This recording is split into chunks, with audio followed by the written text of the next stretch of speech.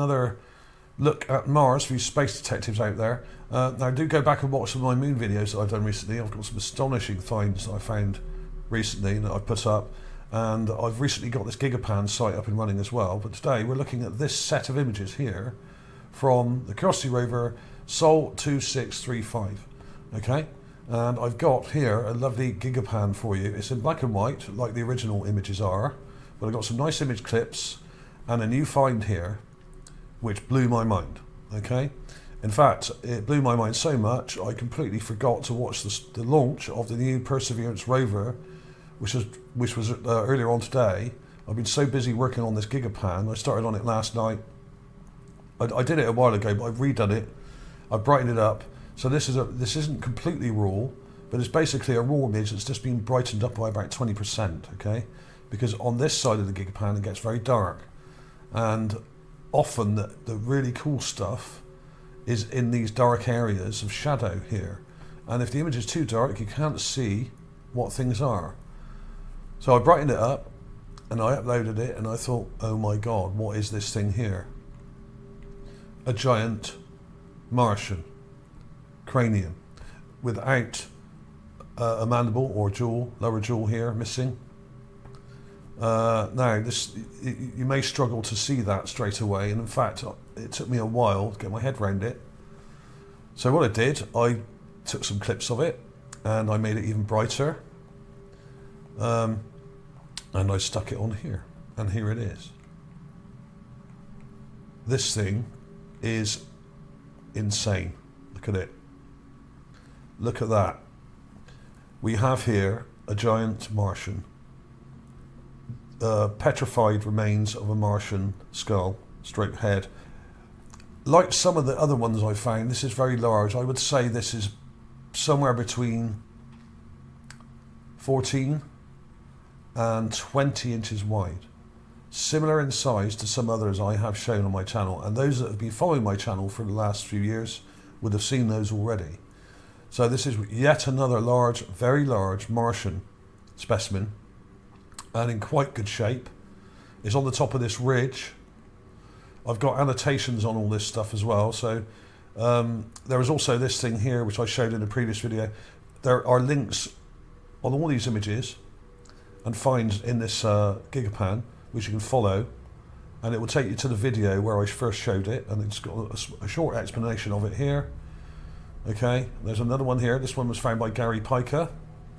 I made a video about this a while back in May, and this is a reptilian skull. You've got 2 rows of teeth there. This is some kind of dinosaur or herbivore, large herbivore-like creature. This thing here, and you've got a mouth here, and there's the eye. This is the snout coming down here. It's broken off at the back. This part is broken off, so this is completely petrified and turned to stone. Okay, these are very large. This thing here, I would say, is something in the realm of 2 to 3 feet wide or long from one end to the other. This thing here is a bit less. Now let's have a look on the Gigapan and see if we can work out how big this is. Now, using the dinosaur thing or herbivore here as a reference, size reference, I think this is at least 2 feet wide or long, possibly 2.5 or 3. And we go up from here to the top and along, and here it is. It's all marked out for you. I've got annotation here. I will be adding a link to this video that I'm doing right now. After this video is done, I'll be adding the link to this video to this annotation and more information in the info here. And I only brightened it by about 20%, so it's practically a raw image. This it's just a bit brighter than it came out of the Gigapan software that I was using. Okay, so there's links to the video, various videos here which you can click on as well. So this is just huge, and look at it. It's kind of squarish, but we're not seeing the whole thing. We're only seeing it from a sort of angle here. We're not seeing it from either from one side or completely from the front. We're sort of at an angle here, but we can see 2 large eye sockets. One here and one here. There is eye detail in this one. You can see an eye there if you're going closely. So this is partially mummified, it seems. But like many of the others I've found, let's get rid of that a minute. It's got an eye there, see? There's eye detail right there. Like many of the others I've found, some of them have still got shriveled eyeball detail and eyelid detail. This one does partly. I didn't actually notice that before. It's got rather a large nose. It sort of comes up like that.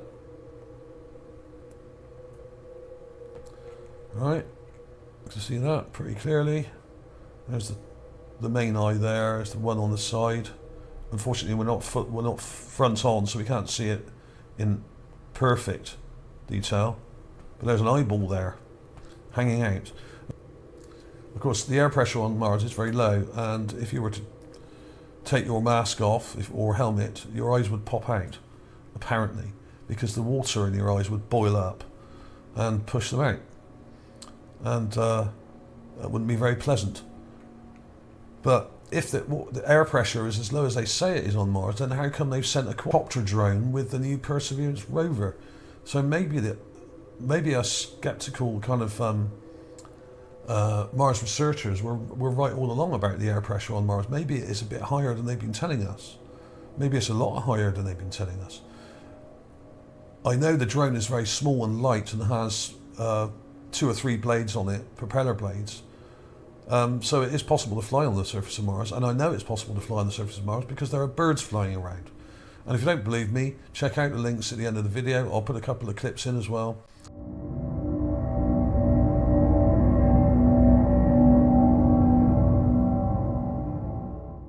There are still things flying around on Mars, so there's still life on Mars. Of course, NASA won't tell you that because people like them and Elon Musk want to send colonies to Mars, and if they were to say that there was life still there, then there would be serious contamination issues from us to them and possibly from them to us, and all that entails. And that's, I think, the main reason why they're not telling us about past life like this and not telling us about possible life there now.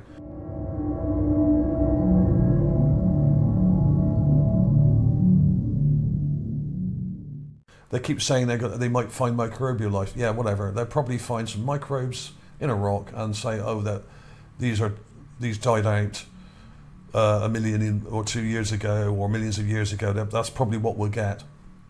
Some evidence of dead microbes in a rock that they've drilled or something.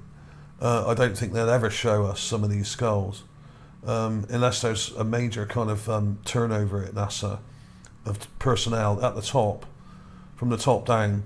Mainly from the top. We're never going to get disclosure from them.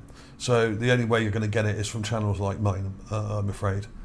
So that's that. So there we are. I mean, what else could it be? This is a giant skull. That's what it is, and that's what I'm saying it is. And anyone who says otherwise is living in a dream world. You can clearly see that this is some kind of humanoid Martian. Got some interesting nose detail in there, coming around like that. Teeth are missing. There do seem to be a couple of teeth here, sort of molars, but the front teeth are knocked out, although there is some teeth detail here, perhaps, or just root detail. But unfortunately, we don't have a lot of teeth in this one, unlike some of the others I've found, which have quite amazing teeth. I will be showing some clips of those in a minute.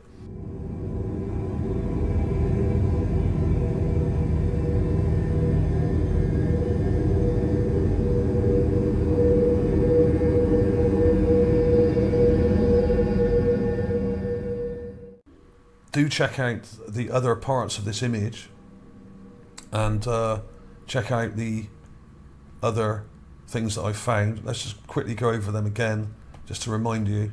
I've got clips of some of them down here, but there's a small skull here. I did a video about this a while ago. This is only a few inches, about 3 inches, this one here. Small reptilian skull. There's the very large 2 to 3 feet long, over 2 feet long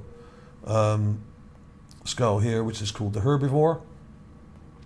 And of course we got this very large skull here. So if this is about 2 or 3 feet long, this is over a foot wide, because this is probably about 10 to 12 feet away from there. So this is big. I wouldn't say it's quite 2 feet wide. I would say about 18 inches, which puts it in the same sort of size bracket as some of the other giants I've found, which if they were walking around would be over 15 feet tall, possibly 18 to 20 feet tall, okay, which is absolutely insane, I know. But that's going based on human proportions. Now, they may not have had human proportions. They may be much wider and stronger build. They may not have had lean, long limbs like we do.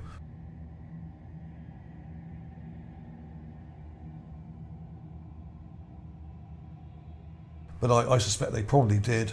There's less gravity on Mars, which means you could grow much bigger and make much bigger buildings. You could support much more weight in many ways, not just in your bones and body, but in things that were built. So this thing was very large. I would say 12 to 15 feet in size, okay? Now others I've found are even bigger than this and were probably nearer to 20 feet or perhaps even over 20 feet. But I'm going to be a bit conservative here and go with about 12 to 15, which is, I know is crazy, but that's the sort of scale we're looking at here. This is a giant. This is not human sized. So anyone who says this is on Devon Island or in the Arizona desert, no, it bloody well isn't. Okay, this is not human. It's not even like any skull on Earth. Okay, this is way bigger and doesn't resemble a human skull. And when you see the other clips coming up in a minute and look at the teeth very closely, which you should do, look at the dentition. Some of these have shark-like teeth. These are not humans. Okay, these were apex predators, these giants on Mars, and were probably eating a lot of smaller people and all sorts of things that we don't even know about, okay? So I'm not joking here. I know it sounds a bit crazy, but I've been researching these things for many years and have many examples of these, and some of them even better. This one is very large, but it's not, probably not the largest. But unfortunately, we don't have the teeth detail in this one that we have in others. But it's the same size and it's the same sort of shape. Very large, wide, robust shape as some of the others I've found. Some of the other giants, okay? So there it is. Have a good look, hard look at that. Because that is not on Earth, it's on Mars. And if there's any of these still alive, which I somewhat doubt, then there could be serious issues for anyone trying to colonize this planet. I would take a grenade launcher or something similar. Not just a rifle, you know. I would take something a little bit more substantial than that to take these out. Because if they're still around, the colonizers may run into some serious problems. And it's possible that there are still some of these underground. Okay, so we've got multiple things here. Please check out my recent moon videos as well. They've all got, the last few have got links to this Gigapans site, and you can zoom right in and look at these things really up close, okay? This is not a drill, okay? But that's what NASA will be doing with the new rover, more drilling, but it has a lot more instruments on board than previous Curiosity rover like this one, as well as a copter drone. So we'll be seeing aerial photography as well as ground photography, hopefully. So this should get really interesting. And if you wonder why so many countries are rushing to Mars, this is the reason why. And this is the reason they're not telling us. Because there were things like this on Mars which would scare the bejesus out of most people. And to be honest, when I spotted this, I thought, oh my God, it's another one. So there we are. Thanks for watching, everybody. Please like and subscribe. Please share it on social media if you can. See you soon.